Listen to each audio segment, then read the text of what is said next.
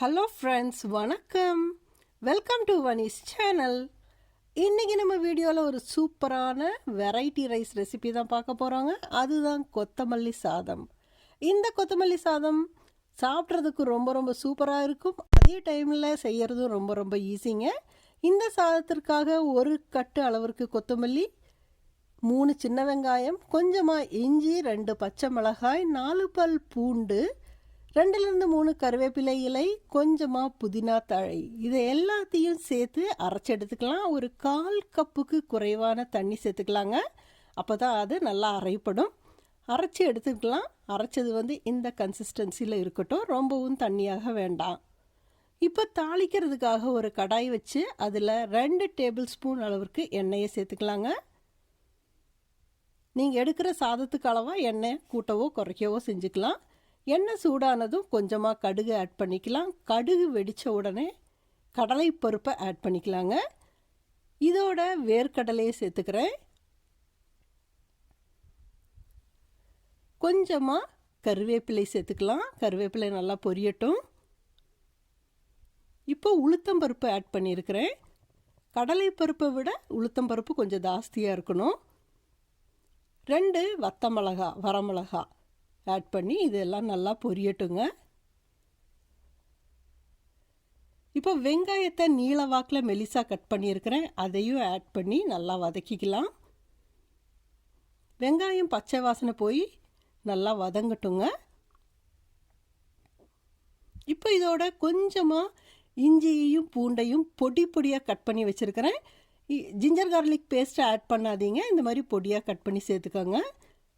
இப்போ கொஞ்சமாக உப்பு ஆட் பண்ணியிருக்கிறேன். சாதம் ஏற்கனவே உப்பு போட்டு தான் வேக வச்சுருக்கிறேங்க. இப்போ நம்ம அரைச்சி வச்சுருக்கிற பொருட்களுக்கும் இந்த வெங்காயத்துக்கும் ஏற்ற மாதிரி தான் உப்பு சேர்த்துருக்குறோம். வெங்காயம் நல்லா வதங்கிடுச்சு. இப்போ நம்ம அரைச்சி வச்சுருக்கிற விழுதை இதோட ஆட் பண்ணிக்கலாங்க. இப்போ இதையும் நல்லா கலந்து கிளறிக்கலாம். இதோட பச்சை வாசனை போகட்டும். பாருங்கள், கலரே சேஞ்ச் ஆகி வருது. இந்த டைமில் நல்லா பொடியாக துருவி வச்சுருக்கிற தேங்காயை ஆட் பண்ணிக்கலாங்க. தேங்காயை அரைச்சி சேர்க்காதீங்க. இந்த மாதிரி பொடியாக துருவி சேர்க்கும்பொழுது சாதம் சாப்பிடும்பொழுது நமக்கு வாயில் அது கடிப்படும்போது ரொம்ப நல்லாயிருக்கும். இதோட ஒரு 1/4 டீஸ்பூன் அளவிற்கு லெமன் ஜூஸ் ஆட் பண்ணிக்கலாம்.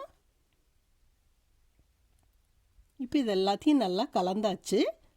இதோட நம்ம சாதத்தை மிக்ஸ் பண்ண போகிறோம். முதல்ல கொஞ்சமாக சாதத்தை சேர்த்து கிளறிக்கலாங்க.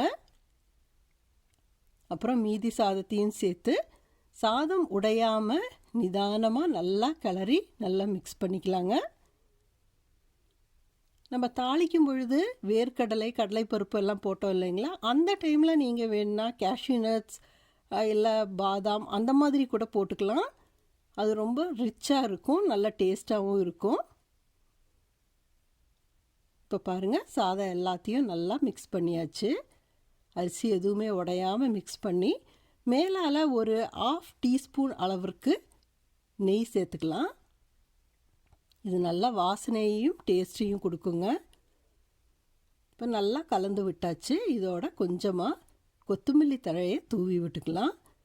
இப்போ நம்ம சூப்பரான கொத்தமல்லி சாதம் ரெடி ஆகிடுச்சு. இது ஒரு பெஸ்ட் லஞ்ச் பாக்ஸ் ரெசிபின்னு சொல்லலாங்க. கொத்தமல்லி ஜீரணத்துக்கு ரொம்ப நல்லது. இப்படி செஞ்சு கொடுத்தா எல்லாருமே விரும்பி சாப்பிடுவாங்கங்க.